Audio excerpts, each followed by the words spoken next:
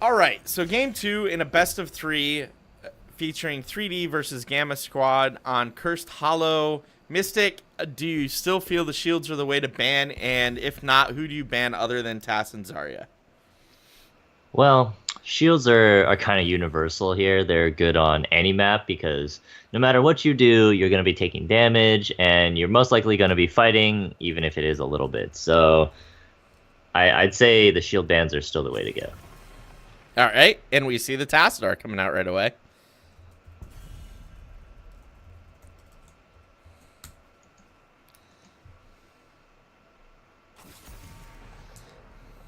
And there's the Zarya man. So both teams banning out the shields. But you know what the problem with that is? Now you have Dahaka and you have Falstad both available and ready to go.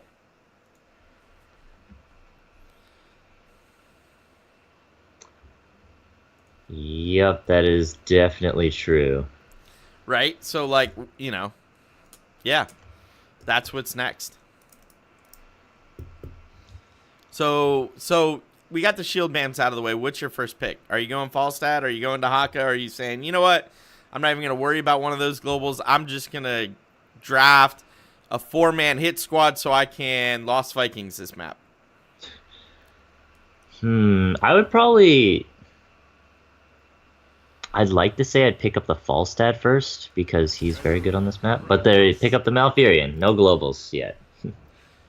I mean, Mal's not a bad pick. If you want to make sure you get the healer you're looking for and you're picking first, Mal's not a bad pick, right?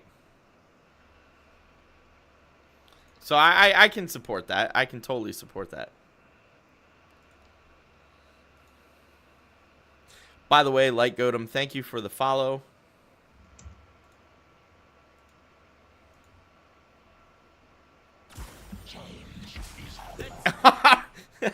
And 3D says, it's cool. We'll take the best 2 globals in the game currently with a Dahaka Falstad pickup. The 2 most hotly contested picks on this map. So they go for a map pick over meta pick. I get it, right? I mean, and then you can always pick up your Brightwing later if you want to really, really drive home the global. Go Brightwing ETC and be like, yeah, post 10, we're nothing but globals. Where you at? You know what would be really sick? And I'm kind of curious if this would work. Dahaka, Falstad, Brightwing, ETC, Zagara. I fear that you wouldn't have a ton of damage, but... See, that's what I think.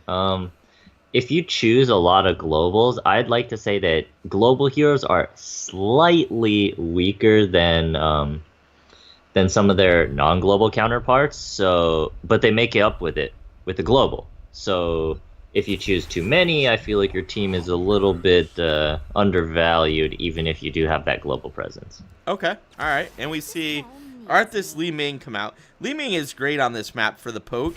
She can delay the tribute for a long time. Yeah, we see a lot of teams running okay, you have your front line, you have your mid line, and then you have your poke line, which generally consists of the back line being Li Ming or Chromie. Right. That's true. That's very, very true.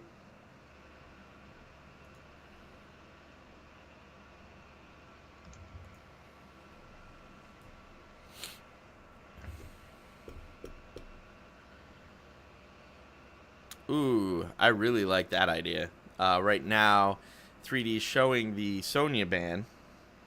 Sonya's really, really strong lately.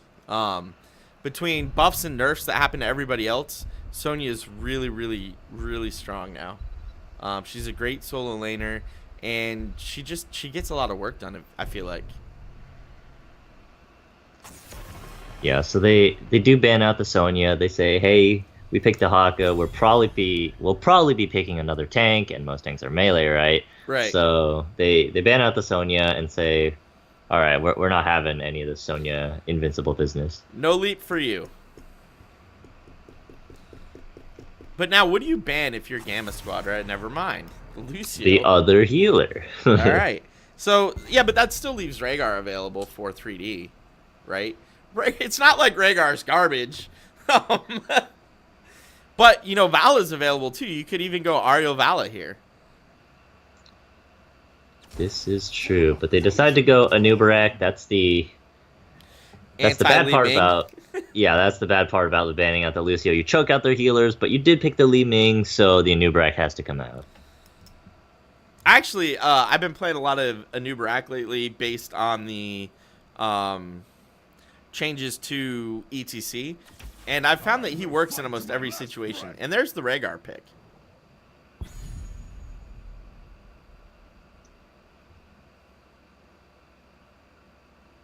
I mean, I'd like to say that he doesn't work against Zul'jin, but that's not true.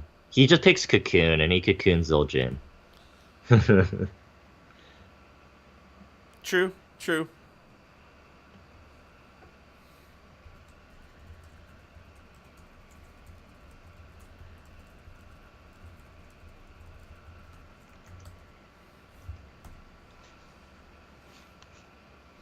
That's very true. Now, what do you pick here? So, see, I like the idea of, all right, I was going to save another tank. I don't know that I had Muradin in mind, but Muradin works. I think Diablo would have worked just as well here, but that's cool. And Greymane, all right. Greymane going into double tank is actually really nice. The Cursed Bullet is just super effective. Yeah, Greymane has the versatility of the assassin, and now he has kind of taken over Tychus's role with that Cursed Bullet because it essentially does the same thing. Right, except with a little bit less damage. Oh, and Tracer coming back. Ooh, I'm not 100% sure about that Tracer pick. Because last time, they had the Zarya shields. But this time, there are no shields. There's just a little bit of healing that you get from Rhaegar, and that's it. Right, right. Tracer doesn't really have that much support on this team right now. No. But maybe Tracer thinks she can handle it? I don't know. Only one way to find out, right? And that's to play the game.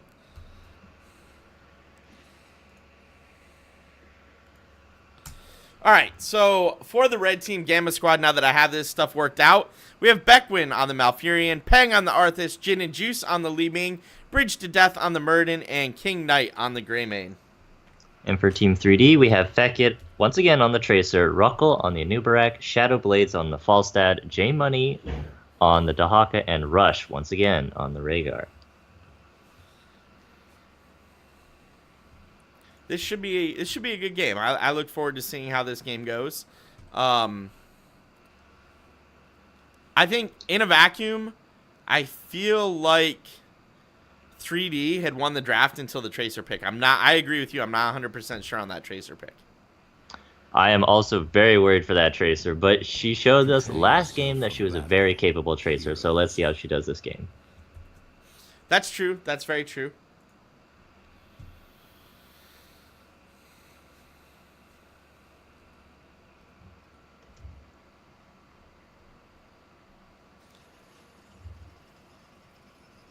And maybe it'll work out. Maybe Tracer, 10 seconds. you know, it would help if I do this.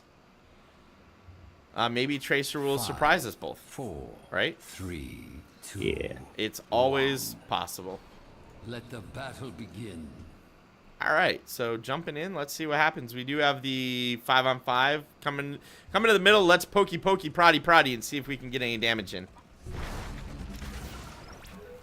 Where's the poke? Where's the prod? There's the poke. Of course, Li Ming poke into Anubarak does nothing. Dahaka took a decent amount of damage, burrowing just a half second late. Oh, the B-step's coming out from Muradin.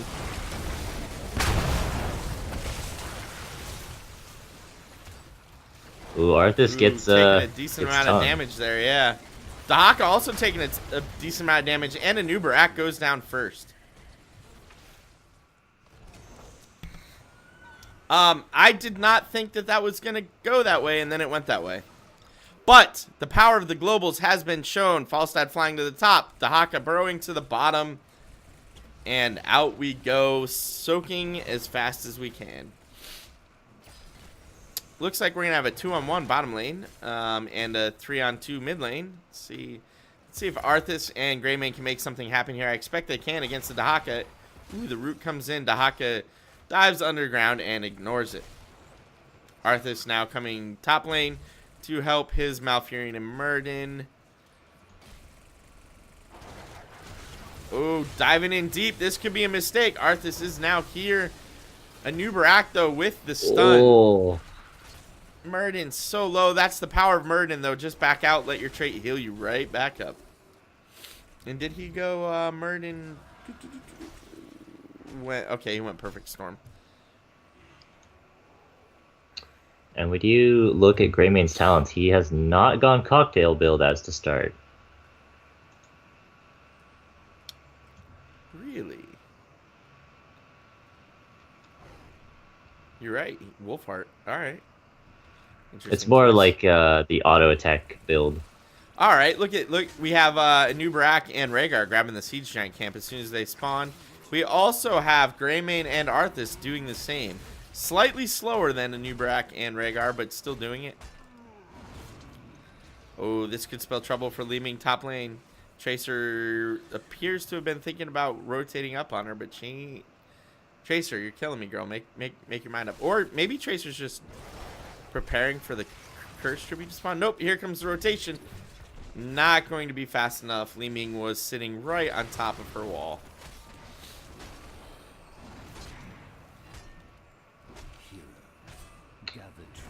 And there's the first tribute gonna be bottom lane.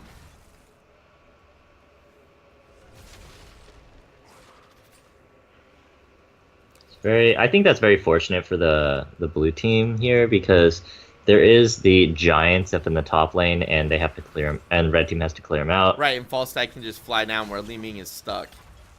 I mean, this is the power of globals on this map, right? You can do things like that. Li Ming has to respond to that, but Falstad's like, "What's up? Oh, you cleared my camp? I'm gonna fly down now, or I'm gonna stay and soak and try to get even more."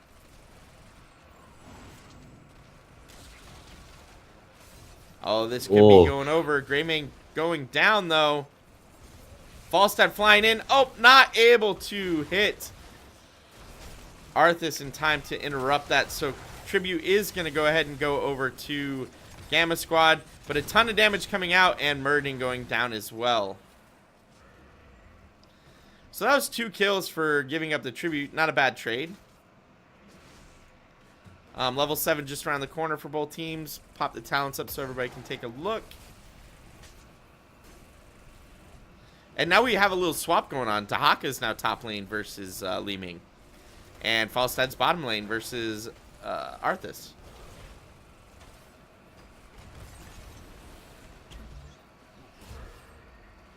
I like Anubarak's build so far. Subterranean shield is nice because you get a shield every time you burrow, which personally I like. When you dive in, you're definitely going to want that. So if you're using your burrow offensively, you definitely want the shield. If you're using your burrow defensively, I mean, it's nice to have, but not necessary. Oh, and this works out great for 3D. Picking up this bruiser camp and then Tribute spawning right on top of them.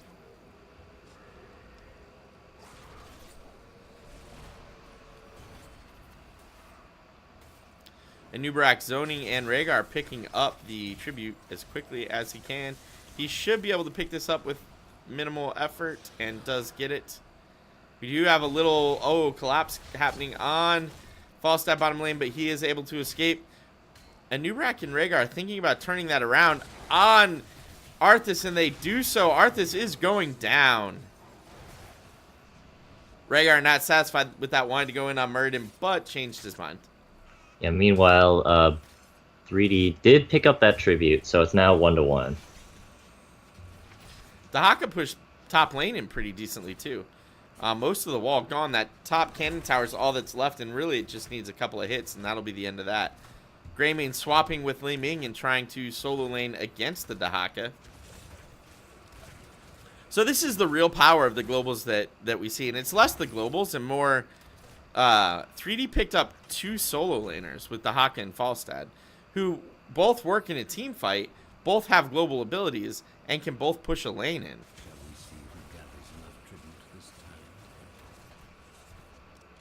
And level 10's picked up for this Tribute. I think we're going to have to watch Gamma Squad give this away. Not sure that's what's going to happen, though. We do have Malfurion and Arthas and Li Ming picking up this bruiser camp right next to the tribute location. Anubarak, knowing that's going on, is going to zone, and Dahaka already starting boss. An invaded boss, too. I like this decision.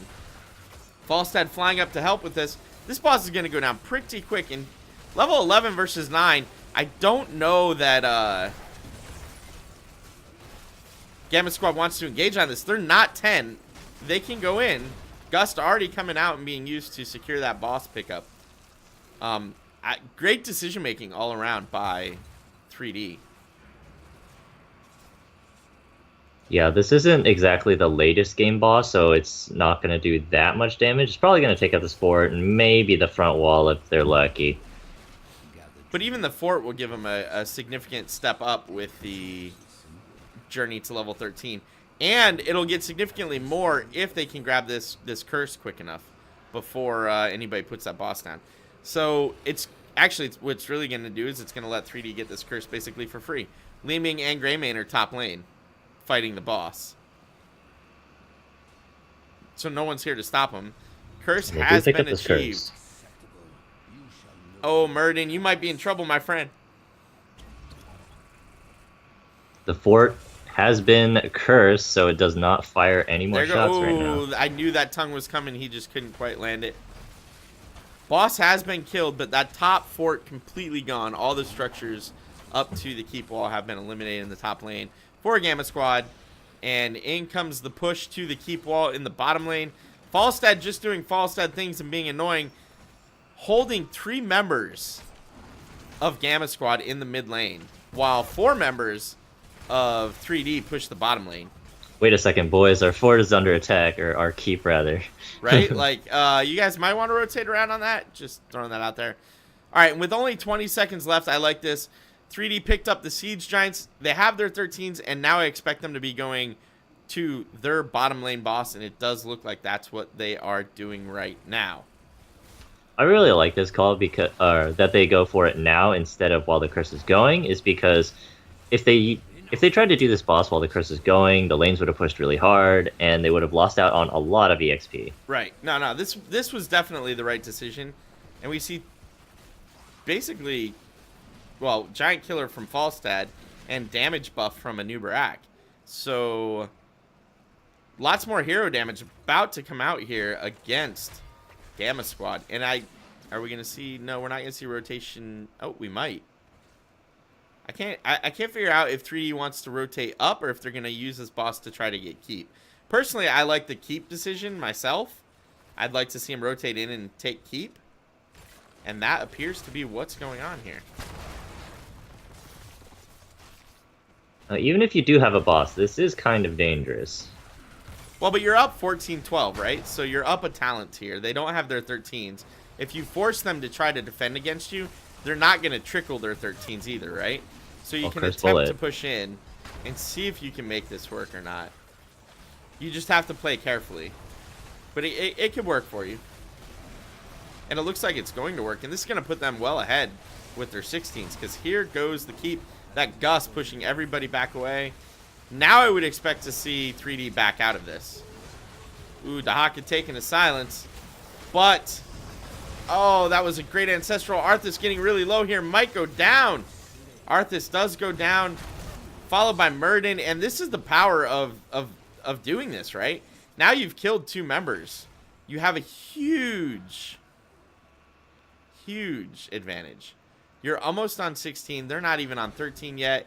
Take out this middle cannon tower and possibly keep wall, and you're definitely on your 16s. In fact, clearing this wave might be enough for 16. Yep, there is 16.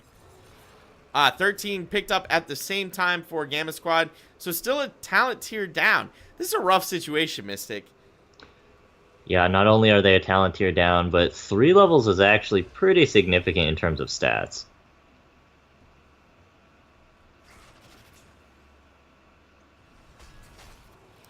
And another tribute picked up by 3D. Yeah, I mean, I was fully expecting them to start this camp a little bit sooner. We do have Anubarak zoning right in the bush, trying to make sure that his team can pick up that invaded camp.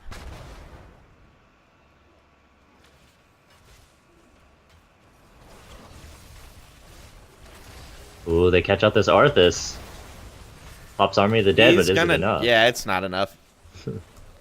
He is gonna go down, and that should be at least this tower. If not, yeah, they're gonna back out now.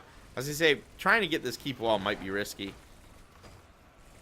But a number of members of Gamma Squad have to go top to clear out this top giant camp that is pushing now that Falstad picked up.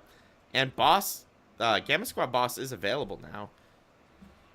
But it looks like we're going to just run around and grab all the camps. Ooh, this spawn location is actually good for Gamma Squad. Actually, I guess it's kind of good for both teams. 3D is closer, and with the level advantage, I don't know that Gamma Squad's even going to push in on this. I wouldn't. In fact, I would use this opportunity to try and kill Falstad, which it looks like they are trying to do. Falstad being caught out here has to gust away and is going to get his fly off just in time to escape certain doom. All right, so we do have Tracer and Dahaka escorting in a set of Siege Giants. Not really going to see anything out of that other than giving the rest of 3D the time to go start Gamma Squad's boss. And so that's what they do. Tracer in the middle now with the Bruiser camp that's pushing mid. All right, if you're Gamma Squad, you know this is going on, but do you challenge this? It's still 17 versus 14. You're still down a tier. Yeah, you can't really challenge that. If you got a really good engage, then you'd probably be able to, but... Well, at this point, with the keep already exposed, you know we're going to see 3D push in on this. Falstad will stay out, possibly flying. I think he has fly up. I think it's been long enough now. Doesn't even have to fly. He can just walk over to that tribute. And then the rest of 3D kind of escorting this boss, staying towards the back. Oh, Falstad not even going to pick it up. He's coming in to engage. And we are going to see a 5-on-5 over this keep. Keep about to go down.